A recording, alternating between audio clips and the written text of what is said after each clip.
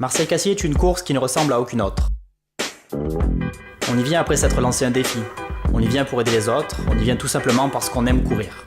Passionnant. En tête de course, les élites africaines y viennent chaque année pour gagner et s'offrir ainsi une vie meilleure de retour dans leur pays. Aujourd'hui, ma bonne forme du moment m'autorise à espérer suivre les féminines. Motivant. Le départ est donné. Aux avant-postes, la garde kenyane se met en marche. J'observe le groupe de tête masculin se détacher rapidement. Je sais le travail qui se cache derrière cette surprenante facilité. Époustouflant. Je remonte jusqu'au groupe de tête féminin composé de 5 Kenyanes, complété de plusieurs coureurs français. J'engage la conversation en baragouinant quelques mots en swahili, mais elles ne sont pas là pour s'amuser. Je comprends tout à fait et me contente de les observer. J'adore leurs mouvements de bras si particuliers. Je me rappelle des séances de fartlek à Iten au Kenya. À défaut de pouvoir suivre les gars, je finissais bien souvent derrière ces groupes de filles qui courent en agitant leurs bras sur le même rythme. C'est leur manière à elles d'exploiter au maximum leur énergie. Amusant. Dès le 3e kilomètre, le ton de la course est donné. Jeb Chirchir Perez, en violet, lance une première attaque.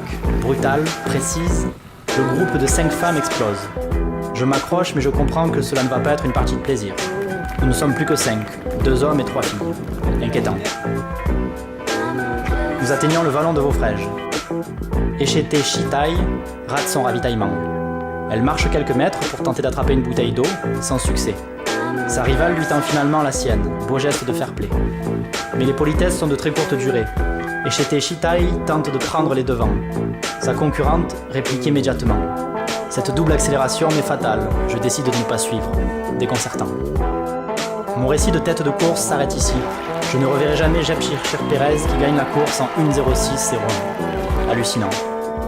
Après avoir monté une bonne partie de la Gineste en solitaire, et au terme d'une poursuite de plusieurs kilomètres, je reprends Echete Chitai, qui finira la course sur mes talons en 1:06:56. Ces filles sont tout simplement hallucinantes.